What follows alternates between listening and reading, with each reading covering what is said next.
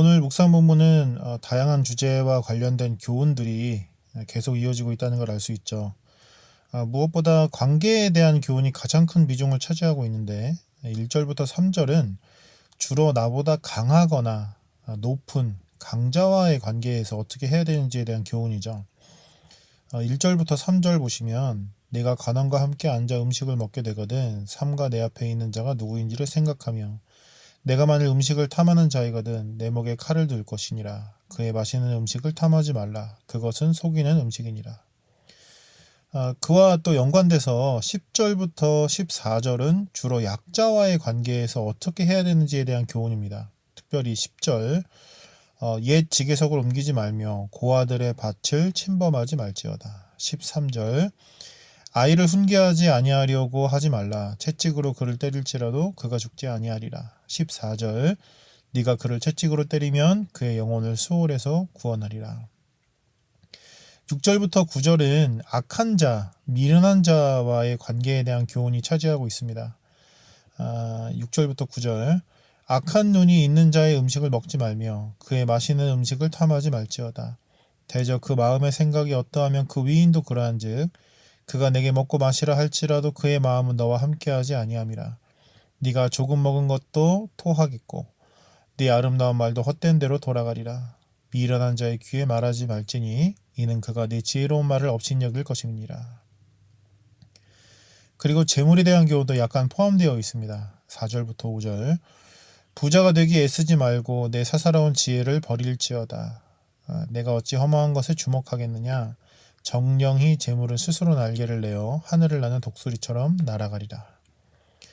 어떻게 보면 굉장히 많은 교훈들이 큰 맥락 없이 산발적으로 등장하고 있는 것 같지만 오늘 본문을 관통하는 굉장히 중요한 질문 하나가 있습니다. 바로 마음의 중심을 어디에 둬야 하는가에 대한 거예요. 지혜롭게 살지 못하게 되는 이유, 미련한 자로 결국 폭로되게 되는 원인, 악한 자의 길에 자꾸 서게 되는 근거, 마음의 중심을 나에게 두기 때문입니다. 그리고 마음의 중심을 나에게 두는 것, 그래서 나를 목적으로 하고 나를 기준으로 하고 나를 최우선으로 하는 그것을 탐심이라고 하는 거예요. 처음에 정리했던 교훈들의 주제들을 하나씩 한번 다시 들여다보자고요. 관계에 대해서 먼저 생각해 보면 자기 앞에 있는 자가 어떤 사람인지와 상관없이 그 사람의 음식으로 대표되는 그 사람의 힘과 이권을 탐해서 결국 미련한 짓을 하게 되는 이유가 뭐죠? 마음의 중심이 나에게 있기 때문입니다. 탐심 때문에 그 짓을 하는 거예요. 약자에게도 마찬가지입니다. 약자에 대한 교훈들을 보면 뭔가 반대되는, 뭔가 모순되는 입장의 이야기들인 것 같지만 근본은 같습니다. 고아들의 밭을 침범하는 이유가 뭐죠? 내가 중요하기 때문이죠. 내 마음의 중심이 나에게 있으니까 그 탐심이 약자를 억압하고 착취하는 악행을 저지르게 하는 거예요. 반대로 아이를 훈계하지 않으려고 하는 이유가 뭐죠? 그것도 결국 내가 중요하기 때문입니다. 아이에게 훈계가 필요하면 자신의 불편함과 부담을 각오하고서라도 그 아이를 위해 훈계해야 하는 것이 어찌 보면 어른의 책임이에요. 하지만 내가 중요하니까 내 마음의 중심이 아이가 아니라 나에게 있으니까 결국 그 의무를 감당하지 못하고 아이를 방임하게 되는 겁니다. 미련한 자, 악한 자와의 관계에서는 그게 더 분명하게 드러나요. 악한 눈이 있는 자의 음식을 먹는 이유, 그의 마시는 음식을 탐하게 되는 이유, 미련한 자의 귀에 계속 자신의 주장을 쏟아붓는 이유, 결국 탐심 때문입니다. 나를 위해 그 위험을 포기할 수가 없는 거예요. 재물에 대한 교훈은 뭐 더 말할 것도 없죠. 결국 오늘 본문의 모든 교훈들이 한 목소리로 내 마음의 중심에 대해서 묻고 있는 겁니다. 나의 탐심에 대해서 집요하게 경고하고 있다는 거예요. 오늘 본문의 이 핵심이 분명하게 들어오면 이제 이 구절이 유독 의미 있게 튀어오르기 시작합니다. 11절부터 12절이에요. 대저 그들의 구속자는 강하시니 그가 너를 대적하여 그들의 원한을 풀어주시리라. 훈계에 착심하며 지식의 말씀에 귀를 기울이라. 나는 마음의 중심을 나에게 두고 나를 위하여 나의 탐심을 이루려 할지라도 결국 이 모든 것을 주도하시는 이는 구속자이시다. 대저 그들의 구속자는 강하시니 아무리 약자라고 해서 내가 휘두른다고 해도 결국 완성되고 성취되는 것은 하나님의 뜻이라는 거예요. 하나님이 원한을 풀어주십니다. 이건 하나님 열심히 믿으면 하나님이 결국 내 뜻 들어주신다. 내 억울한 거 다 풀어주신다라는 의미가 아닙니다. 그건 마음의 중심을 여전히 나에게 두고 나를 위해서 내 탐심의 도구로 하나님을 이용하겠다는 억지에 불과해요. 하나님의 뜻이 이루어지거든요. 하나님의 뜻이 완성됩니다. 태초부터 한 번도 변하지 않았던 하나님의 비전과 목적이 반드시 완성되는 거예요.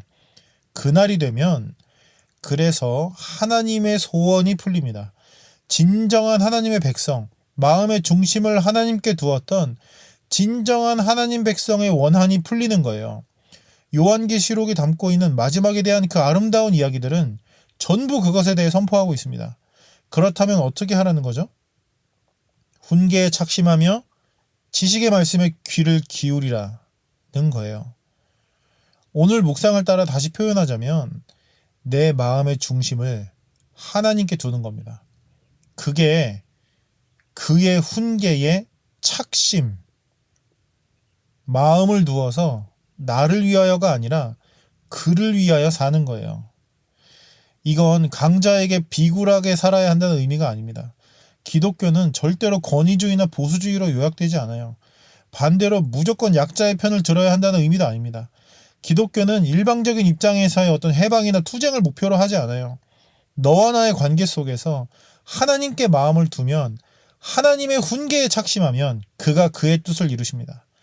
강자와 약자에게 휘둘리지 않고 미련한 자와 악한 자에게 유혹당하지 않고 오히려 그들 가운데에서 화평을 이뤄내는 그 놀라운 가능성을 우리를 통해 증명하시는 거예요. 다시 한번 십자가를 강조하지 않을 수 없습니다. 예수님은 권위를 인정하셨지만 강자에게 비굴하지 않으셨고요. 예수님은 약자에게 휘둘리지 않으셨지만 약자를 돌보셨고요. 예수님은 미련한 자와 악한 자를 폭로하셨지만 오히려 그들을 사랑하고 구원하셨습니다. 이 완벽한 균형과 조화의 지혜를 보여주신 예수님의 마음은 언제나 하나님께 있었어요. 그리고 결국 십자가를 통해 그 균형과 조화의 목적이 무엇인지 보여주셨고 십자가를 통해 균형과 조화의 유일한 방법이 무엇인지 선포하셨습니다. 화목은 십자가로 이루어지는 것입니다. 화평은 십자가로만 가능한 거거든요. 강한 자와 약한 자 사이에서 미련한 자와 악한 자 사이에서 그들을 위해 누군가 대신 죽는 것이 내 중심을 포기하고 내 탐심을 포기하고 하나님을 위해 그 사명을 감당하는 것이 결국 훈계에 착심하는 것이고 하나님께 내 마음을 두는 것이고 그게 바로 지혜라는 거예요. 오늘도 우리는 수많은 관계 속에 던져질 겁니다. 오늘도 우리는 음식의 매력 앞에 재물의 유혹 앞에 서게 될 거예요. 나의 마음을 오로지 하나님께 두고 훈계에 착심하여 오히려 십자가 지는 삶으로 진정한 화목을 이뤄내는 우리 모두가 되기를 진심으로 소망합니다.